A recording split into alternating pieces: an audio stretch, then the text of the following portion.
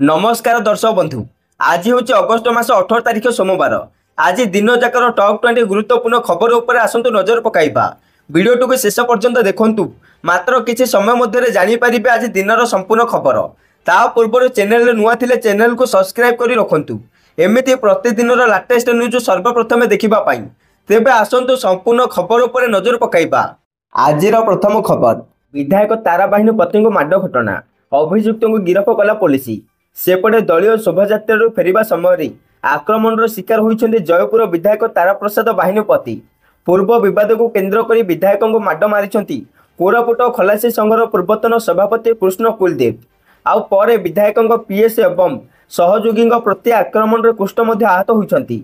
सेपटे कोरापुट शहीद लक्ष्मण नायक medical college रे कृष्ण स्वास्थ्य परीक्षा पर पुलिस गिरफ कर कोर्ट चालाण करिछि। उभय पक्षर होइथिबा अभियोग को नहीं कोरापुट टाउन थाना पुलिस 2टी मामला रुजु करी घटनार तदंत आरंभ करिछि। एपटे विधायक को माड मारिबा वीडियो सोशल मीडिया भाइराल हेबा परे विभिन्न महल में प्रतिक्रिया प्रकाश पाइछि। परवर्ती खबर, प्रबल वर्षा कारण सृष्टि है लघुचाप। सेपटे पश्चिम केन्द्रीय बंगोपसागर सृष्टि होइछि लघुचाप। यह पश्चिम उत्तर पश्चिम दिगरे गति करी आगामी 24 घंटे अवपातर रूप नेब। यार प्रभाव में अधिकांश जिले प्रबल वर्षार संभावना थिबा भुवनेश्वर पाणीपाग केन्द्र पक्षर सूचना दी जाइछि। राज्यर अधिकांश जिला तथा 24 जिलार प्रबल वर्षा नहीं येलो अलर्ट जारी करिछि पाणीपाग विभाग। तेबे कोरापुट और मालकानगिरी जिले अति प्रबल वर्षा हेबा नहीं पूर्वानुमान करिछि पाणीपाग केन्द्र। आउ सेपटे 19 अगस्त सुधा दक्षिण ओडिशा उत्तर आंध्र प्रदेश दक्षिण ओडिशा और उत्तर आंध्र प्रदेश उपकूल अतिक्रम करिब लघुचाप। परवर्ती खबर, भाइराल होउछि बलंगा पीड़िता बयान। पुलिस कार्य दक्षता को नहीं प्रश्न उठाइला बीजेडी। सेपटे सोशल मीडिया भाइराल होउछि बलंगा पीड़िता शेष बयान। वीडियोटी तदंत समय बोली जना पड़ुछि। एथिरे जड़े महिला अधिकारी पीड़िता ठारो बयान रेकर्ड करुछंती। से पीड़िता को विभिन्न प्रश्न करुछंती आउ पीड़िता मध्य तार उत्तर रखिछंती। तेबे ही बयान रेकर्ड करी कोर्ट उपस्थापन करिवार थिला, किंतु ताहा केमिति सामाजिक गणमाध्यम को आसिला ताहाकु नै एबे प्रश्नवाची सृष्टि होईछि। सेपटे बलंगा पीड़िता शेष बयान रे तांको 3 जण उठाई नहीं निया लगाई देथिबा कहउछंती। हेले पुलिस केमिति मना करूछि ताहा मध्य संदेह सृष्टि करूछि, जाहाकु नै आज सरकार ऊपर बर्षिछि बीजेडी। रविवार शंख भवन ठारे आयोजित सांबादिक सम्मेलन रे दलर मीडिया संयोजक लेलिनी महांती, मुखपात्र स्मिता साहू और सुब्रत छाटोई बलंगा घटना को नहीं बीजेपी सरकार को टार्गेट करिसंती। परवर्ती खबर, वर्षिकिया फास्टैग प्रबल डिमांड। गोटे दिन में 1,40,000 बुक। एणिकी वर्षिकिया फास्टैग अर्थात वर्ष को थरे पास कले पूरा वर्षक सारा आपन को आउ देबाको पड़िबो नहीं टंका। केंद्र सड़क और परिवहन मंत्रालय द्वारा यही नियम लागू होगा पर ग्राहक भी बेस खुशी। सेहिति लगी तो गोटे दिन में पाखापाखि 1.4 लाख गाड़ी चालक वर्षिकिया पास बुक करिसंती। जो माने कि मात्र 3,000 टंका देई पूरा वर्ष टोलगेट यात्रा करि पारिबे। तेबे पूर्व निर्धारित नियम अनुसार अगस्ट 15 रे पूरा देश में लागू होइछि नुआ फास्टैग व्यवस्था। यही व्यवस्था अनुसार गाड़ी चालक माने पूरा वर्षक 3,000 टंका देई पास करि पारिबे। तेणु एका संगर टंका देई टोल पास करबा को अनेक इच्छा करिसंती। तेबे वार्षिक फास्टैग पास रो केमिति करिबे व्यवहार देखंतु। वार्षिक पास हेउछि NHAI द्वारा आरंभ कर जाइथिबा एक प्रीपेड टोल योजना, जहाँ केवल व्यक्तिगत एवं अणवाणिज्यिक जान जेपरिकी कार, जीप एवं भ्यान पर उद्दिष्ट। यही योजना अधीन उपभोक्ता मानक थरके 3,000 टंका देय देबाको पड़िबो। यही पास 1 वर्ष किंबा 200 थर टोल प्लाजा अतिक्रम करने पर्यंत वैध रहिबो। सूचना अनुसार देशर प्राय 1,150 जातीय राजपथ NH एवं जातीय एक्सप्रेसवे एनई टोल प्लाजा रे कार्यकारी होउछि। हेले यही पास राज्य राजपथ किंबा घरे संस्था द्वारा परिचालित टोल रास्तार वैध हेबो नहीं। परवर्ती खबर, ओलटा तिरंगा उत्तोलन कले बीजेपी विधायक। सेपटे मध्य प्रदेश कटनी जिले में विजय राघवगढ़ दुर्ग स्वाधीनता दिवस रे तिरंगा को ओलटा उत्तोलन करिबार एक घटना सामना को आसी। अगस्ट 15 तारिख स्वाधीनता दिवस अवसर में विजय राघवगढ़ दुर्ग विधायक संजय पाठक द्वारा पताका को ओलटा उत्तोलन कर जाइथिला एवं यह सोशल मीडिया भाइराल होउथिला। यह पर विधायक कहते यह जना पड़ा पर तुरंत तिरंगा को तल को कढ़ा जाई पुणी उत्तोलन कर जाइथिला। एबे विधायक संजय पाठक ही मामला कलेक्टर को एक चिठी लिखिछंती। एही चिठी माध्यम से अवहेला करथिबा लोकंक विरुद्ध रे कार्यानुष्ठान दाबी करिसंती। परवर्ती खबर, राहुल गांधी को क्षमा मागिबाको पड़िबो कहले ईसी। सेपटे लोकसभा रे विरोधी दल नेता राहुल गांधी द्वारा कर जाइथिबा भोट चोरी अभियोग को नहीं रविवार एक ସାମ୍ବାଦିକ ସମ୍ମିଳନୀରେ ନିର୍ବାଚନ କମିଶନ ସ୍ପଷ୍ଟ ଜବାବ ଦେଇଛନ୍ତି।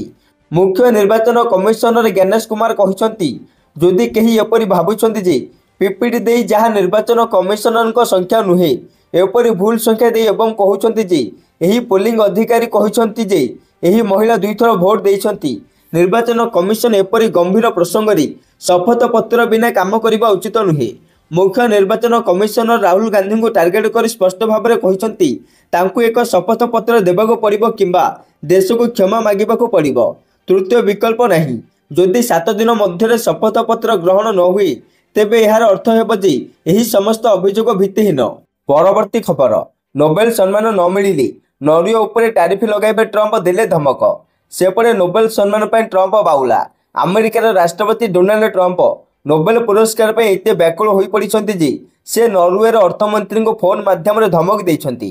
ନରୱେର ବ୍ୟବସାୟିକ ଖବରକାଗଜ ଡ୍ରାଗନ୍ସ ନରିଙ୍ଗ୍ ସ୍କ୍ଲିପ୍ ଗୁରୁବାର ରିପୋର୍ଟ କରିଛି ଯେ ଡୋନାଲ୍ଡ ଟ୍ରମ୍ପ ଦେଶର ଅର୍ଥମନ୍ତ୍ରୀଙ୍କୁ ଫୋନ ମାଧ୍ୟମରେ ଧମକ ଦେଉଛନ୍ତି ଯେ ଯଦି ତାଙ୍କୁ ନୋବେଲ ପୁରସ୍କାର ପ୍ରଦାନ କରାନଯାଏ, ତେବେ ସେ ନରୱେ ଉପରେ ଭାରି ଟିକସ ଲଗାଇବେ।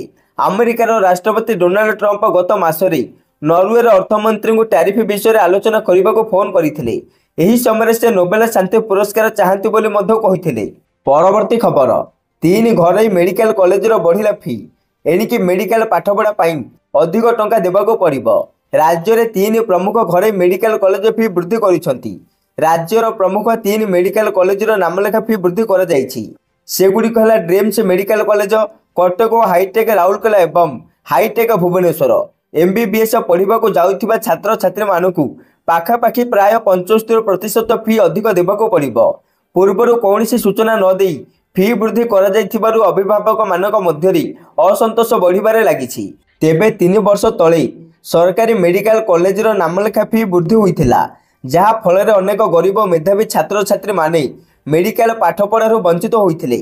ବର୍ତ୍ତମାନ ସମୟରେ ପୁଣି ଥରେ ପାଠ୍ୟକ୍ରମରେ ଏହି 3ଟି ଘରୋଇ ମେଡିକାଲ କଲେଜ ଫି ଅହୈତୁକ ବୃଦ୍ଧି ପାଇଛି, ଯାହା ଫଳରେ କି ଗରିବ ମେଧାବୀ ଛାତ୍ରଛାତ୍ରୀଙ୍କ ଡାକ୍ତରୀ ପାଠପଢ଼ା ସ୍ୱପ୍ନରେ ଡୋରି ବାନ୍ଧିଛି। ଫି ବୃଦ୍ଧିକୁ ଅଭିଭାବକ ସହଜରେ ଗ୍ରହଣ କରିପାରୁନାହାନ୍ତି। କାଉନସେଲିଂ ପାଇଁ ଚଏସ୍ ଲକିଂ ଓ ଫିଲିଂ ଶେଷ ହୋଇ ସାରିଥିଲା ବେଳେ ହଠାତ୍ ଫି ବୃଦ୍ଧି ଯୋଗୁଁ ଅଭିଭାବକ ମହଲରେ ଅସନ୍ତୋଷ ପ୍ରକାଶ ପାଇଛି। ସେମାନେ ପୂର୍ବ ବର୍ଷ ଧାର୍ଯ୍ୟ ଫି ଅନୁଯାୟୀ ପିଲାଙ୍କ ନାମଲେଖା ପାଇଁ ପ୍ରସ୍ତୁତ ହୋଇଥିଲା ବେଳେ ଏବେ 50%ରୁ ଅଧିକ ଫି ବୃଦ୍ଧି ଚିନ୍ତାର କାରଣ ପାଲଟିଛି। ତେବେ ରାଜ୍ୟ ସରକାର ଏନେଇ ଆଉଥରେ ବିଚାର କରିବାକୁ ଦାବି କରିଛନ୍ତି ଅଭିଭାବକ ମହାସଂଘର ସଭାପତି ବାସୁଦେବ ଭଟ୍ଟ। ପରବର୍ତ୍ତୀ ଖବର, ବଦଳିଯିବ ପିଏମ୍ର ଠିକଣା। ସେପଟେ ପ୍ରଧାନମନ୍ତ୍ରୀଙ୍କ କାର୍ଯ୍ୟାଳୟ ପିଏମ୍ର ଠିକଣା ପରିବର୍ତ୍ତନ ହେବାକୁ ଯାଉଛି। ବର୍ତ୍ତମାନ ପିଏମ୍ ସାଉଥ ବ୍ଲକରେ ଅବସ୍ଥିତ, ଯାହା ଆସନ୍ତା ମାସରେ ଏକ୍ଜିକ୍ୟୁଟିଭ ଏନକ୍ଲେଭକୁ ସ୍ଥାନାନ୍ତରିତ ହେବ। ସେଣ୍ଟ୍ରାଲ ଭିଷ୍ଟା ପ୍ରୋଜେକ୍ଟ ଅଧୀନରେ ନିର୍ମିତ ଏହି ନୂତନ ଏନକ୍ଲେଭରେ ପ୍ରଧାନମନ୍ତ୍ରୀଙ୍କ କାର୍ଯ୍ୟାଳୟ ବ୍ୟତୀତ କ୍ୟାବିନେଟ ସଚିବାଳୟ, ଜାତୀୟ ସୁରକ୍ଷା ପରିଷଦ ସଚିବାଳୟ ଏବଂ ଉନ୍ନତ କନଫରେନ୍ସିଂ ରୁମ୍ର ସୁବିଧା ମଧ୍ୟ ରହିବ। ଏହା ଉଲ୍ଲେଖନୀୟ ଯେ ନୂତନ ପିଏମ୍ ପ୍ରଧାନମନ୍ତ୍ରୀଙ୍କ ବାସଭବନର ନିକଟତର ଓ ସାଉଥ କ୍ଲବରେ ଥିବା ପିଏମ୍ର ଆଧୁନିକ ସୁବିଧାର ଅଭାବ ଅଛି। ପରବର୍ତ୍ତୀ ଖବର, ପ୍ରଳୟଙ୍କାରୀ ବନ୍ୟାରେ ଅସ୍ତବ୍ୟସ୍ତ ପାକିସ୍ତାନ। 48 ଦିନରେ ଗଲାଣି 650 ଜୀବନ। ସେପଟେ ପ୍ରବଳ ବର୍ଷା ଏବଂ ପ୍ରଳୟଙ୍କାରୀ ବନ୍ୟାରେ ଅସ୍ତବ୍ୟସ୍ତ ପାକିସ୍ତାନ। ଏହାରି ମଧ୍ୟରେ ଦେଶରେ ପ୍ରବଳ ବର୍ଷା ହୋଇପାରେ ବୋଲି ରବିବାର ସତର୍କ କରାଇଛି ପାଣିପାଗ ବିଭାଗ। ଅଧିକାରୀଙ୍କ ଅନୁଯାୟୀ ଦେଶର ଉତ୍ତର ଭାଗରେ ହଠାତ୍ ବନ୍ୟା ଯୋଗୁଁ ମୃତ୍ୟୁ ସଂଖ୍ୟା 327ରେ ପହଞ୍ଚିଛି। ଜୁନ୍ 26 ତାରିଖରେ ପାକିସ୍ତାନରେ ଆରମ୍ଭ ହୋଇଥିବା ମୌସୁମୀ ବର୍ଷା ତାଣ୍ଡବ ସୃଷ୍ଟି କରିଛି। ଆଉ ଏଥିପାଇଁ ଏପର୍ଯ୍ୟନ୍ତ ପ୍ରାୟ 650 ଜଣଙ୍କର ମୃତ୍ୟୁ ହୋଇଛି। ଏହାପରେ ପୁଣି ପାଣିପାଗ ବିଭାଗ 17 ଅଗଷ୍ଟରୁ 21 ଅଗଷ୍ଟ ପର୍ଯ୍ୟନ୍ତ ସାରା ଦେଶରେ ପ୍ରବଳ ବର୍ଷା ହେବାର ସତର୍କତା ଜାରି କରିଛି। ଏଥିସହିତ ଉତ୍ତର ପଶ୍ଚିମ ଅଞ୍ଚଳର ଲୋକମାନଙ୍କୁ ସତର୍କତା ଅବଲମ୍ବନ କରିବାକୁ କୁହାଯାଇଛି। ସେପଟେ ଜାତୀୟ ବିପର୍ଯ୍ୟୟ ପରିଚାଳନା କର୍ତ୍ତୃପକ୍ଷ ମଧ୍ୟ ସତର୍କ କରାଇ ଦେଇଛି ଯେ ଚଳିତ ବର୍ଷ ସ୍ୱାଭାବିକ ଅପେକ୍ଷା ଅଧିକ ବର୍ଷା ହୋଇଛି। ଏହି ବର୍ଷା ଆଗାମୀ 2 ସପ୍ତାହ ପର୍ଯ୍ୟନ୍ତ ଅଧିକ ତୀବ୍ରତାର ସହିତ ଜାରି ରହିବ। ଖୈବର ପଖତୁନଖ୍ୱାରେ ପ୍ରବଳ ବର୍ଷା ଏବଂ ବାଦଲ ଫାଟିବା ଯୋଗୁଁ ହୋଇଥିବା ବନ୍ୟା ଯୋଗୁଁ ଅତି କମ୍ରେ 327 ଜଣଙ୍କ ମୃତ୍ୟୁ ହୋଇଛି। କେବଳ ବୁନେରରେ 200ରୁ ଅଧିକ ଲୋକଙ୍କର ମୃତ୍ୟୁ ହୋଇଛି। ପରବର୍ତ୍ତୀ ଖବର, ଆଜି ଭାରତକୁ 2 ଦିନିଆ ଗସ୍ତରେ ଆସୁଛନ୍ତି ଚୀନର ବୈଦେଶିକ ମନ୍ତ୍ରୀ ୱାଙ୍ଗ ଇ। ଏହି ସମୟ ମଧ୍ୟରେ ଦୁଇ ଦେଶ ମଧ୍ୟରେ ବିବାଦୀୟ ସୀମା ଉପରେ ସ୍ଥାୟୀ ଶାନ୍ତି ଏବଂ ସ୍ଥିରତା ପାଇଁ ନୂତନ ଆତ୍ମବିଶ୍ୱାସ ଗଠନ ପଦକ୍ଷେପ ଉପରେ ଆଲୋଚନା କରାଯିବ। ୱାଙ୍ଗଙ୍କ ଏହି ଗସ୍ତକୁ ଦୁଇ ପଡ଼ୋଶୀ ରାଷ୍ଟ୍ରର ସମ୍ପର୍କରେ ମରାମତି କରିବା ପାଇଁ ଜାରି ରହିଥିବା ପ୍ରୟାସର ଏକ ଅଂଶ ଭାବରେ ବିବେଚନା କରାଯାଉଛି। କାରଣ 2020 ମସିହାରେ ଗାଲୱାନରେ ସଂଘର୍ଷ ପରେ ଭାରତ ଏବଂ ଚୀନ ମଧ୍ୟରେ ସମ୍ପର୍କ ଖରାପ ହୋଇଥିଲା। ଚୀନର ବୈଦେଶିକ ମନ୍ତ୍ରୀ ୱାଙ୍ଗ ୟିଙ୍କ ଏହି ଯାତ୍ରାକୁ ଏଥିପାଇଁ ଗୁରୁତ୍ୱପୂର୍ଣ୍ଣ ବୋଲି କୁହାଯାଉଛି କାରଣ ଏହି ସମୟରେ ଆମେରିକା ରାଷ୍ଟ୍ରପତି ଡୋନାଲ୍ଡ ଟ୍ରମ୍ପଙ୍କ ଦ୍ୱାରା ଭାରତୀୟ ଆମଦାନୀ ଉପରେ ଶୁଳ୍କ ଲାଗୁ କରାଯିବା ଯୋଗୁଁ ଭାରତ ଆମେରିକା ସମ୍ପର୍କରେ ବୃଦ୍ଧି ପାଉଥିବା ଉତ୍ତେଜନା ମଧ୍ୟରେ ଏହି ଗସ୍ତ ହେଉଛି। ଚୀନ ବୈଦେଶିକ ମନ୍ତ୍ରୀ ମୁଖ୍ୟତଃ ଜାତୀୟ ସୁରକ୍ଷା ପରାମର୍ଶଦାତା ଅଜିତ ଡୋଭାଲଙ୍କ ସହ ସୀମା ପ୍ରସଙ୍ଗରେ ନୂତନ ପର୍ଯ୍ୟାୟ ସ୍ୱତନ୍ତ୍ର ପ୍ରତିନିଧି ଆଲୋଚନା ପାଇଁ ଭାରତ ଆସୁଛନ୍ତି। ସୀମା ଆଲୋଚନା ପାଇଁ ୱାଙ୍ଗ ଏବଂ ଡୋଭାଲ ସ୍ୱତନ୍ତ୍ର ପ୍ରତିନିଧି ଭାବେ ମନୋନୀତ ହୋଇଛନ୍ତି। ପରବର୍ତ୍ତୀ ଖବର, ନିର୍ବାଚନ ଆୟୋଗଙ୍କ ସାମ୍ବାଦିକ ସମ୍ମିଳନୀ ପରେ ରାହୁଲ ଗାନ୍ଧୀଙ୍କ ପ୍ରତିକ୍ରିୟା। କହିଲେ ପୁଣି ମିଛ କହିଲେ ନିର୍ବାଚନ ଆୟୋଗ। ବର୍ତ୍ତମାନ କଂଗ୍ରେସ ଓ ଆର୍ଜେଡି ସହ ବିଭିନ୍ନ ରାଜନୈତିକ ଦଳମାନଙ୍କ ଦ୍ୱାରା ଭୋଟ ଚୋରି ନେଇ ଯେଉଁ ଅଭିଯୋଗ ଆସୁଛି ତାହା ଉପରେ ନିର୍ବାଚନ କମିଶନ ଏକ ସାମ୍ବାଦିକ ସମ୍ମିଳନୀ କରି ଜବାବ ରଖିଛନ୍ତି। ଭାରତର ମୁଖ୍ୟ ନିର୍ବାଚନ ଆୟୋଗ ଜ୍ଞାନେଶ କୁମାର କହିଛନ୍ତି କି ନିର୍ବାଚନ ଆୟୋଗଙ୍କ ପାଇଁ ସମସ୍ତ ରାଜନୈତିକ ଦଳ ସମାନ। ମୁଖ୍ୟ ନିର୍ବାଚନ ଆୟୋଗ ସ୍ପଷ୍ଟ କରିଛନ୍ତି କି ଭୋଟ ଚୋରି ଅଭିଯୋଗ ମିଥ୍ୟା ଓ ଏଭଳି ଅଭିଯୋଗ ଆଣୁଥିବା ଦଳ ଓ ନେତା ସମ୍ବିଧାନ ପ୍ରତି ଅସମ୍ମାନ କରୁଛନ୍ତି। ଏଠାରେ କହି ରଖୁଛି କି ପ୍ରଥମେ ଲୋକସଭାର ବିରୋଧୀ ଦଳ ନେତା ରାହୁଲ ଗାନ୍ଧୀ ଓ ପରେ ବିଜେପି ସାଂସଦ ତଥା କେନ୍ଦ୍ରମନ୍ତ୍ରୀ ଅନୁରାଗ ଠାକୁର ଭୋଟ ଚୋରି ନେଇ ଅଭିଯୋଗ ଆଣିଥିଲେ। ନିର୍ବାଚନ ଆୟୋଗଙ୍କ ସାମ୍ବାଦିକ ସମ୍ମିଳନୀ ପରେ କଂଗ୍ରେସ ତରଫରୁ ଆଧିକାରିକ ଏକ୍ସ ଆକାଉଣ୍ଟ ଏକ ପୋଷ୍ଟ କରାଯାଇଛି। ଏଥିରେ କୁହାଯାଇଛି କି ପୁଣି ନିର୍ବାଚନ ଆୟୋଗ ମିଛ କହିଛନ୍ତି। ପୋଷ୍ଟ କରାଯାଇଥିବା ଭିଡ଼ିଓରେ ପ୍ରଥମେ ନିର୍ବାଚନ ଆୟୋଗ କହୁଛନ୍ତି କି ଆମ ପାଇଁ ସବୁ ରାଜନୈତିକ ଦଳ ସମାନ। ଏହାପରେ ରାହୁଲ ଗାନ୍ଧୀ କହୁଛନ୍ତି କିଛି ଦିନ ପୂର୍ବରୁ ବିଜେପି ନେତା ମଧ୍ୟ ସାମ୍ବାଦିକ ସମ୍ମିଳନୀ କରି ଭୋଟ ଚୋରି ଅଭିଯୋଗ ଆଣିଛନ୍ତି। ହେଲେ ନିର୍ବାଚନ ଆୟୋଗ କେବଳ ମୋତେ ସତ୍ୟପାଠ ମାଗୁଛନ୍ତି, ହେଲେ ଅନୁରାଗ ଠାକୁରଙ୍କୁ ମାଗିବାର ସାହସ କରିପାରୁନାହାନ୍ତି। ଏହା ସହିତ ରାହୁଲ ଗାନ୍ଧୀ ସାମ୍ବାଦିକ ସମ୍ମିଳନୀରେ ଯେଉଁ ତଥ୍ୟ ଦେଖାଇଥିଲେ ତାହା ନିର୍ବାଚନ ଆୟୋଗଙ୍କ ନୁହେଁ ବୋଲି ଜ୍ଞାନେଶ କୁମାର କହିଥିଲା ବେଳେ ରାହୁଲ ଗାନ୍ଧୀ ଏସବୁ ଖଣ୍ଡନ କରି କହିଛନ୍ତି ଏହା ହିଁ ନିର୍ବାଚନ ଆୟୋଗଙ୍କ ତଥ୍ୟ। ପରବର୍ତ୍ତୀ ଖବର, ଚାଷୀ ପଞ୍ଜୀକରଣ ହେଲା ସହଜ।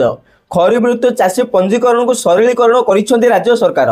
ଏଣିକି ଆଉ ଦେବାକୁ ପଡ଼ିବ ନାହିଁ ବଂଶାନୁକ୍ରମିକ ପ୍ରମାଣପତ୍ର ବା ଲିଗାଲ ହେୟାର ସାର୍ଟିଫିକେଟ୍। ରାଜସ୍ୱ ନିରୀକ୍ଷକଙ୍କ ଠାରୁ ରିପୋର୍ଟ ଆଣିବାକୁ ପଡ଼ିବ ନାହିଁ। ନିଜସ୍ୱ ଘୋଷଣାପତ୍ରରେ ବା ସେଲ୍ଫ ଡିକ୍ଲାରେସନ ଫର୍ମରେ ଚାଷୀମାନେ ପଞ୍ଜୀକରଣ କରିବେ। ଜଣେ ବି ଯୋଗ୍ୟ ଚାଷୀ ଏମ୍ଏସ୍ପିରୁ ବଞ୍ଚିତ ହେବେ ନାହିଁ। ଏନେଇ ଖାଦ୍ୟ ଯୋଗାଣ ଏବଂ ଖାଉଟି କଲ୍ୟାଣ ବିଭାଗ ପକ୍ଷରୁ ସମସ୍ତ ଜିଲ୍ଲାପାଳମାନଙ୍କୁ ଚିଠି ଯୋଗେ ଅବଗତ କରାଯାଇଛି। କାରଣ ଚଳିତ ବର୍ଷ ଜମିର ଉତ୍ତରାଧିକାରୀ ଭାବେ ବଂଶାନୁକ୍ରମିକ ପ୍ରମାଣପତ୍ର ବାଧ୍ୟତାମୂଳକ କରାଯାଇଥିଲା। ଯେଉଁ ପ୍ଲଟ ବାପା ଜେଜେବାପାଙ୍କ ନାମରେ ରହିଛି ତାହାର ଉତ୍ତରାଧିକାରୀ କେଉଁମାନେ ରହିଛନ୍ତି ତାହାର ବଂଶାନୁକ୍ରମ ପ୍ରମାଣପତ୍ର ପ୍ରଥମେ ଆର୍ଆଇଙ୍କ ଠାରୁ ରିପୋର୍ଟ ଆଣିବାକୁ ପଡୁଥିଲା। ଏହା ସହିତ ଲିଗ୍ ହେୟାରରେ ଥିବା ସମସ୍ତ ସଦସ୍ୟଙ୍କ ଅନୁମତି ପତ୍ର ବି ଦରକାର ପଡୁଥିଲା, ଯାହା ଫଳରେ ଭାଇ ଭାଇ ବିବାଦ ଓ ଭଉଣୀଙ୍କ ଅନୁମତି ପାଇଁ ଚାଷୀ ନାକେଦମ ହେଉଥିଲା। ଭାଇ ବାହାରେ ରହୁଥିଲା ହ୍ୱାଟ୍ସଆପରେ ଫର୍ମ ପଠାଇବାକୁ ପଡୁଥିଲା। ମାତ୍ର ଏହାକୁ ସରଳ କରିଛନ୍ତି ରାଜ୍ୟ ସରକାର। ଏବେ ବଂଶାନୁକ୍ରମିକ ପ୍ରମାଣପତ୍ର ନଥିଲେ ସେଲ୍ଫ ଡିକ୍ଲାରେସନ ମାଧ୍ୟମରେ ଚାଷୀମାନେ ଜମି ପଞ୍ଜୀକରଣ କରିପାରିବେ। ପରବର୍ତ୍ତୀ ଖବର, ଭାରତ ଆମେରିକା ବାଣିଜ୍ୟ ଚୁକ୍ତିକୁ ନେଇ ଖରାପ ଖବର। କାରଣ ଟ୍ରମ୍ପଙ୍କ ଦଳ ସହିତ ସ୍ଥଗିତ ହୋଇପାରେ ବୈଠକ।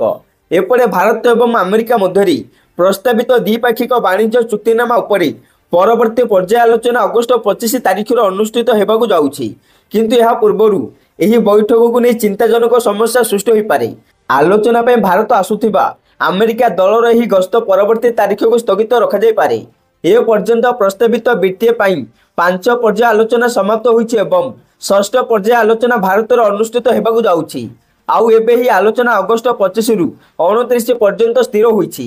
ସେପଟେ ସୂଚନା ଅନୁସାରେ ଆମେରିକା ରାଷ୍ଟ୍ରପତି ଡୋନାଲ୍ଡ ଟ୍ରମ୍ପଙ୍କ ଆଲାସ୍କାରେ ରୁଷ ରାଷ୍ଟ୍ରପତି ଭ୍ଲାଦିମିର ପୁଟିନଙ୍କ ସହିତ ସାକ୍ଷାତର ଗୋଟିଏ ଦିନ ପରେ ଆମେରିକା ଦଳ ଭାରତ ନ ଆସିବା ଖବର ସାମ୍ନାକୁ ଆସିଛି। ଯୁଦ୍ଧ ସମ୍ପର୍କରେ ଟ୍ରମ୍ପ ଏବଂ ପୁଟିନଙ୍କ ମଧ୍ୟରେ ବୈଠକ ଅନିର୍ଣ୍ଣାୟକ ପ୍ରମାଣିତ ହୋଇଥିଲା।